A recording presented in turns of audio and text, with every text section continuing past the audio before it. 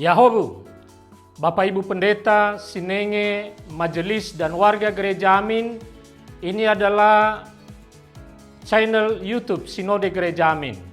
Karena itu, bagi yang mencintai Gereja Amin, tontonlah, subscribe, like, dan bagikan.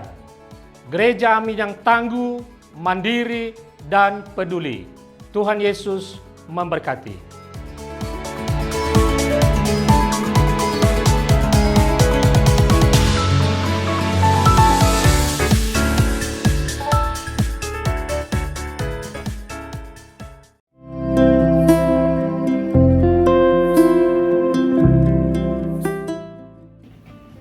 Hai Teens, kita kembali di TFC pada hari ini, yaitu hari Selasa, tanggal 14 Oktober tahun 2025. Kita akan kembali bersama menyimak tulisan dari Pendeta Theodorus Willem Noya dalam renungan Teens for Christ. Pada hari ini kita akan merenungkan satu tema, yaitu He Lives, yang diambil dari surat 1 Korintus pasal 15 ayat 12-20. Saya, Putri, akan menemani kamu semua dalam perenungan pagi hari ini. Sebelumnya, mari kita berdoa. Ya Tuhan, terima kasih ketika Engkau masih berikan kami hari yang baru. Sebelum kami melanjutkan aktivitas kami mau merenungkan sabda-Mu. Biarlah sabda-Mu yang boleh menguatkan kami untuk menjalani hari ini maupun hari-hari yang akan datang. Bersabdalah ya Tuhan, kami siap mendengarkan. Amin.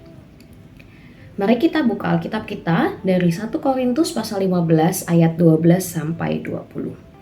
1 Korintus pasal 15 ayat 12-20 saya akan bacakan menurut terjemahan baru yang kedua. Jadi, bila mana diberitakan bahwa Kristus dibangkitkan dari antara orang mati, bagaimana mungkin ada di antara kamu yang mengatakan bahwa tidak ada kebangkitan orang mati? Seandainya tidak ada kebangkitan orang mati, Kristus juga tidak dibangkitkan. Andai kata Kristus tidak dibangkitkan, sia-sialah pemberitaan kami dan sia-sialah juga kepercayaan kamu. Lebih daripada itu, kami ternyata berdusta terhadap Allah, karena tentang Dia kami katakan bahwa Ia telah membangkitkan Kristus, padahal Ia tidak membangkitkannya. Andai kata benar bahwa orang mati tidak dibangkitkan. Sebab jika benar orang mati tidak dibangkitkan, Kristus juga tidak dibangkitkan. Jika Kristus tidak dibangkitkan, sia-sialah kepercayaan kamu dan kamu masih hidup dalam dosamu. Demikianlah binasa juga orang-orang yang mati dalam Kristus. Jikalau kita hanya dalam hidup ini menaruh pengharapan pada Kristus, kita adalah orang-orang yang paling malang dari segala manusia. Namun yang benar ialah bahwa Kristus telah dibangkitkan dari antara orang mati sebagai yang sulung dari orang-orang yang telah meninggal. Kita akan fokus di ayat 20, saya kembali bacakan. Namun yang benar ialah bahwa Kristus telah dibangkitkan dari antara orang mati sebagai yang sulung dari orang-orang yang telah meninggal. Teens, setiap minggu dalam liturgi kita mengucapkan pengakuan iman. Salah satunya bagiannya adalah mengakui bahwa kita percaya akan kebangkitan daging atau kebangkitan orang mati. Kebangkitan daging di sini bukan merujuk pada seonggok daging, melainkan diri manusia secara utuh, yakni tubuh dan roh. Oleh karena itu GKI menggunakan frasa kebangkitan orang mati untuk menunjukkan keutuhan kebangkitan itu. Pengakuan tersebut didasarkan pada keyakinan akan kebangkitan Kristus dari antara orang mati. Kebangkitan Kristus merupakan landasan bagi kebangkitan orang mati. Rasul Paulus ketika membela iman akan kebangkitan Kristus mengatakan, namun yang benar ialah bahwa Kristus telah dibangkitkan dari antara orang mati sebagai yang sulung dari orang-orang yang telah meninggal, tadi di ayat 20. Paulus menanggapi orang-orang yang meragukan kebangkitan Yesus. Ia mengatakan bahwa jika Yesus tidak bangkit, sia-sialah iman kita kepadanya. Dan kematian orang-orang dalam Kristus berarti kebinasaan. Ini ditulis di ayat 17 dan 18. Namun, Yesus sungguh-sungguh bangkit sehingga iman kita tidak sia-sia. Mereka yang mati di dalam Kristus juga tidak binasa.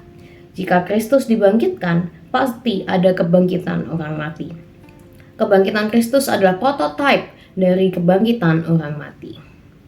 Teens, kematian Kristus tanpa kebangkitan adalah kesia-siaan. Ibarat pahlawan yang gugur, jasanya dikenang, tetapi ia tidak dapat berbuat apa-apa lagi. Jika Kristus tidak bangkit, tidak ada gunanya kita berdoa, sebab ia tidak dapat mendengar doa kita. Jika Kristus tidak dibangkitkan, untuk apa kita mendengar firman? Sebab firman yang mati tidak memiliki kuasa. Namun, kenyataannya adalah Kristus bangkit dan hidup. Dalam kebangkitan dan hidupnya, kita menerima pengampunan dosa, kepastian iman, keselamatan, dan kehidupan.